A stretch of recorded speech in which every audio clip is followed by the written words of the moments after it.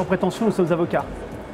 Donc à partir de cette fonction, eh bien, nous sommes amenés à être une boussole pour nos avocats parce que nous avons une expertise, en l'occurrence dans le domaine juridique, et dans un monde qui devient complexe au niveau de la réglementation juridique, eh bien, plus que jamais aujourd'hui, l'avocat est une boussole, parmi d'autres, mais c'est une boussole. Nous sommes avocats, prestataires de services, mais nous sommes également entrepreneurs. C'est-à-dire qu'aujourd'hui, nous aussi, nous vivons une mutation, c'est-à-dire qu'à l'instar des autres métiers et des entreprises, le métier d'avocat aujourd'hui est obligé de s'adapter à ce nouvel écosystème, à savoir par rapport notamment à l'intelligence artificielle et au numérique. Et à partir de là, et entrepreneur, on est obligé un petit peu de s'inspirer un petit peu de l'air du temps, de humer un petit peu ce qui va se passer. Et en cette qualité d'entrepreneur, donc d'une part venir au sein de l'Odyssée d'entrepreneurs, eh bien c'est notre famille, donc on y a toute notre place.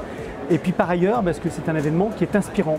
Aujourd'hui, à travers le thème qui est plus que jamais d'actualité, à savoir percevoir les signes faibles pour évoluer eh bien, nos entreprises, eh bien, plus que jamais, nous, c'est un thème qui nous concerne parce que notre structure d'avocat, notre entreprise, on est obligé aujourd'hui eh bien, de l'adapter par rapport à cette évolution du marché qui est en train de se transformer.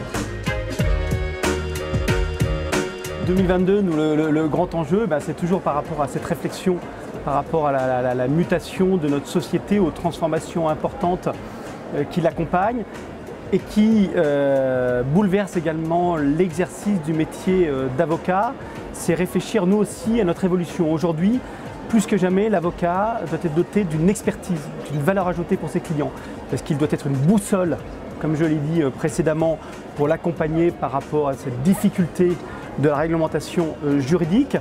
Mais également, il doit être un avocat, je dirais, entre guillemets, augmenté, c'est-à-dire plus performant grâce aux outils numériques.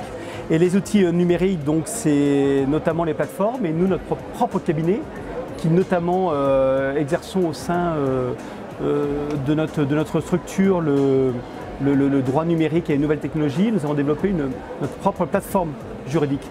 C'est ce qu'on dit de notre jargon une legal tech. Et cette legal tech, elle sera d'une part au service des clients, mais également à travers une société de commercialisation. C'est un outil qu'on va pouvoir mettre à disposition de nos confrères et des professions du chiffre et même des services juridiques, parce que c'est un outil qui va permettre d'améliorer et d'avoir une meilleure visibilité sur les difficultés juridiques au quotidien de l'entreprise. Voilà, c'est un outil pour lutter contre, pour s'adapter par rapport à la prévention des risques.